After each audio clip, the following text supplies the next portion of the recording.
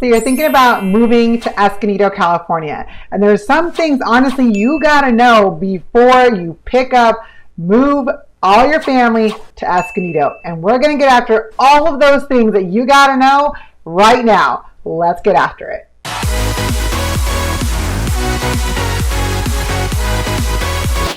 What's up, amazing people? I am Liz 𝐒𝐻𝐪 here with the MortgageLiz team located at Escondido, California. And if this is the first time to my channel and you're looking to learn everything about what it's like to eat, live, sleep, and play here in San Diego, then this is the channel for you. You definitely want to click the subscribe button, tap that little bell so you're reminded every single time we release a new video. Because honestly, we do it every single week.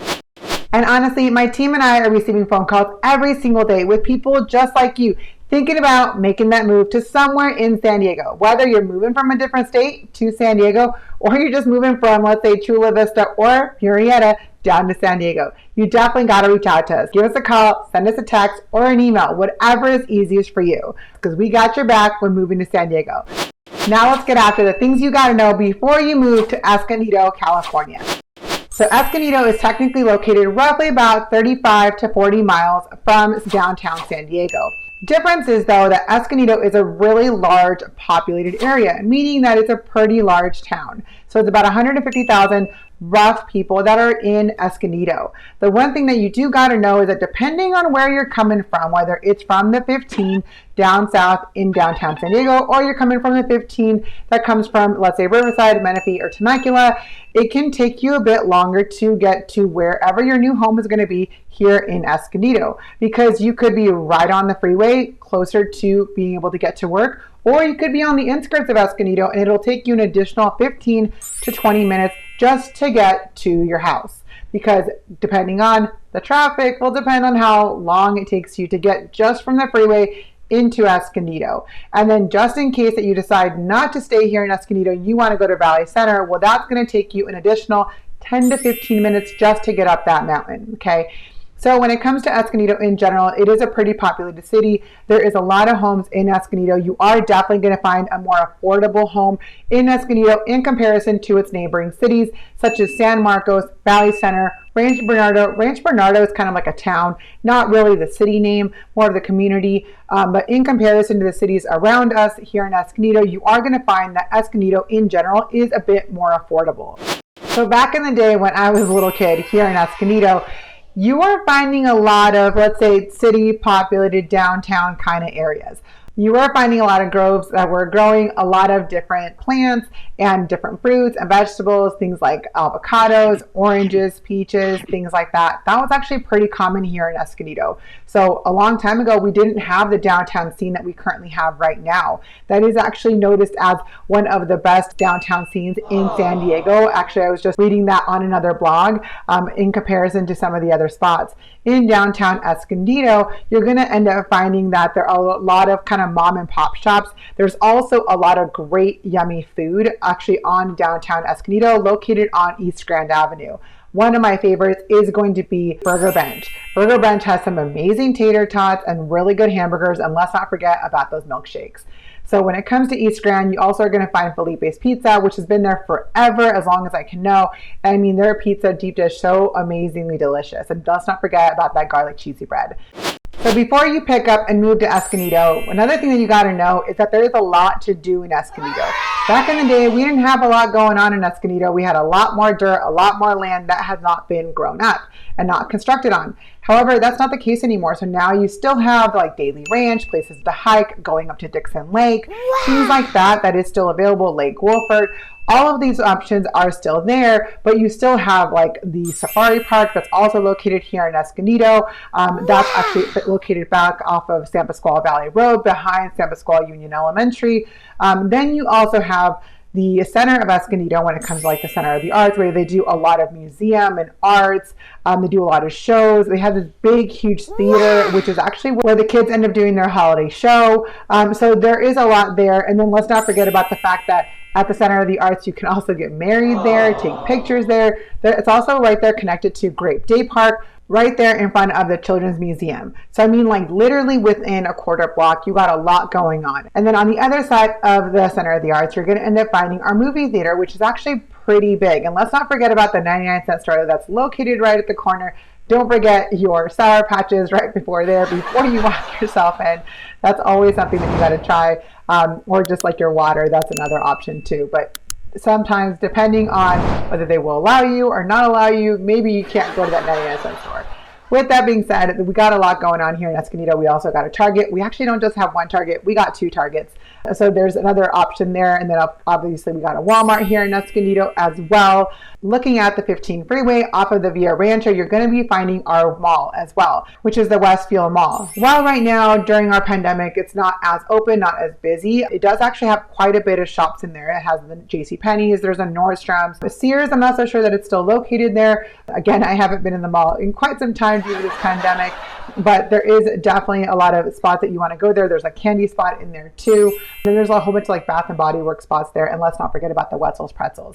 That's just the mall here in Escondido. So definitely there's a lot to do, not even including all the sports that we got going on here in Escondido. So when it comes to Escondido, you also have like baseball and softball just in general. When it comes to baseball, there's actually 4 different leagues here in Escondido. So depending on kind of which one you like the most will depend on which one you go to, or maybe even depending on where you live on the side of town, you may end up just going to that one in general. And then you have Escondido Girls Softball, which is another activity that your girls can do here in Escondido. Let's not forget about the soccer that we got here going on. And then there's also a skate park in Escondido that's actually located on the side of Kit Carson on Via Rancho across the street from San Pasqual High School. You're going to end up finding that skate park that's also got a hockey spot where you can actually play hockey and learn how to play hockey as well. And you have tennis courts right there. So I mean, like, there's a lot to do here in Escondido, and that's kind of a big bonus that you're going to end up finding with like over 150,000 population here in Escondido. One of my most favorite things about Escondido that you gotta know is that we have a lot of food spots. And so first off, we got Stone, which is actually located here in Escondido on the other side of town, over by kind of where the hospital is now, Palomar Hospital. They have a great big area, also an outdoor seating. So that is one place that you definitely want to go in. Of course, try their IPA, their different kombucha, as well as the pretzels that they have there too. And then we also have pho, we have Mexican food. Of course, we got Mexican food. We're in San Diego. And in Escondido, we got a whole bunch of Mexican spots. So you definitely got to check up Yelp to make sure that you're going to one of the good ones. Then you got your Vietnamese spot. And let's not forget about Chandori, which is on the other side of town, over by Felicita. So those are kind of like some of my absolute favorite spots here in Escondido. Definitely want to check out the sandwich spots here at Grusa's, which is located on East Valley Parkway and Rose. And then the sandwiches actually out of Major Market, which are actually on the other side of town, right before you get on the 15 freeway on Center City Parkway. So that's a lot of information. I know that when you're ready to move here to Escondido, you're going to be checking out all of those yummy food spots just like I do. Of course, making sure that you're sort of on a budget when you check those places out, because obviously there's a lot of good spots and a lot of good food that you definitely got to try. So another thing you got to know is the cost of living. So look at the cost of living when it comes to Escondido. You are definitely going to find that the lower cost of living is going to be in Escondido versus its neighboring cities like we were talking about. So San Marcos, Rancho Bernardo, Valley Center, those neighboring cities are going to cost more to own a home there in Escondido. However, also in Escondido, you're going to find also that you have about 48.5% of the population here in Escondido that is renting. So therefore, even though that we have a lot of us are actually renting, you will end up finding that rent in general is a bit higher, closer to like $2,000 to $3,000 when it comes to your renting, whether you're doing a 3-bedroom or a 4-bedroom. In general, when it comes to Escondido, you are going to be able to find a home in the middle 500s. Keep in mind though that in Escondido, it is such a large city that you can really range prices in homes anywhere between the middle 500,000 and even some that were like at 524 and 515. Just depending on how large of a home you're looking for, all the way up to millions of dollars, 2, 3, 4. I even have one at $7 million here in Escondido. So it really does depend on where in the area of Escondido that you're looking for, whether you're closer to like Lake Wolford or you're closer to like one of the other side of town where the schools are actually a little bit better, that you will end up finding that the cost of living is a little bit more expensive in that area just because kind of like the schools, because they're better rated, you will end up finding that you do end up paying just a bit more when it comes to the price of the house, just in general. And with that, you're going to find the neighborhood. So look, in Escondido, there is a lot of population we've already talked about, but there's a whole bunch of different neighborhoods. So depending on whether you're going to downtown Escondido, right off of Grand, or you're going to Old Town, which is literally on the other side of the road, on the other side of the street of Felipe's and the Burger Bench, that's where you're going to find Old Town. You're actually even going to find a home in Old Town that's at $2 million. That's been there for quite some time, but that's one of our historic homes. And then on the flip side, you kind of go over to the side, over to El Norte. On that side, you're going to end up finding homes that are closer to the high $500,000, $600,000 range.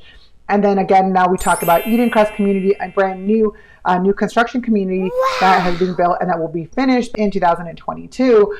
Those homes are actually going for right now middle 700s to the high 800s. So I mean, like the price ranges in comparison to the neighborhoods, they're pretty different. So you want to make sure that while you're looking at moving to Escondido, you got to find out what is a neighborhood that you want to be at. Maybe what's the school district that you want to be at, because that's really what's going to derive the home price of what you're going to be buying within that cost of living and the neighborhoods that you're looking at here in Escondido. With that being said, we don't have the best of school ratings. There are some of our schools that are better rated than others, kind of like our charter schools, heritage schools, San Pasqual. San Pasqual is technically not inside the Escondido Union School District. Heritage is also not in the Escondido Union School District. You actually have to do a lottery to get in there. In comparison to some of our other schools, those schools specifically do have better ratings. In comparison to just a district in Escondido, you will end up finding that we don't have the best of ratings when it comes to those schools. But again, it kind of goes back to what we all put in when it comes to us as parents, right? When it comes to my girls, I know that my oldest one struggles with math. However, as we have gotten her tutor, she's better understanding. So while it may not be the school that is the issue, it's more so just maybe the testing. I know that in some cases when my kids end up using like the testing, they do well in reading it, but then they don't remember some of the information. So some of the things that you just kind of got to take with a grain of salt. Also, you look at the staying at home kind of concept, and then that's going to be something like you're going to find with Classical Academy. Classical Academy is something that's done quite a bit here in Escondido, where you end up having your kids stay home majority of the time, and then they only go in school sessions for a portion of their days. So similar to kind of like what we're running right now in the pandemic, this is kind of the same concept that's been set up within the Classical Academy. I have found that actually a lot of friends are sending their kids to Classical Academy because the programs they got there are pretty amazing. So you guys just got to find which one works for your kids. And on to the next thing you got to know when it comes to Escondido, and that's the weather. Look, here in Escondido, you're going to end up finding that it's hot. I mean, it's literally no less than about 75 to about 100 on a regular day, depending on whether you're talking about June, July, or August, or you're talking about the end of the year, October, November, December. You are overall still always going to end up right in the range of about 75 degrees. I mean, right now we're sitting in the middle of March, and right now outside it's 69 degrees.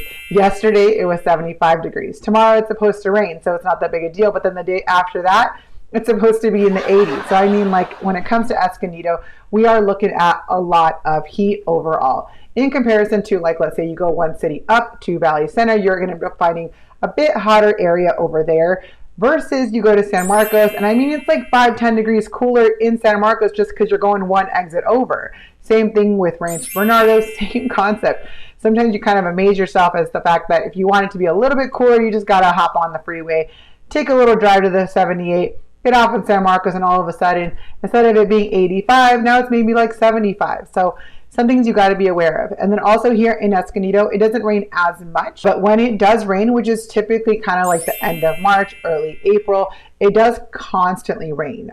So it is not something that kind of comes in and comes out. Like right now, we're expecting the rain for tomorrow, and then that's pretty much it for the next couple of weeks. But before that, like at the end of last month in February, we were having rain literally for 2 weeks straight, where all the softball just kind of stopped because we weren't allowed to be on the softball fields because it was so wet. So one thing to just keep in mind that we are still learning how to drive here in Escondido. So you do end up finding a little bit more car accidents just because we're not used to a lot of the rain. And then of course, in general, you kind of here in San Diego, in general, we're kind of not used to a lot of the rain because in San Diego, we pay for the sunshine.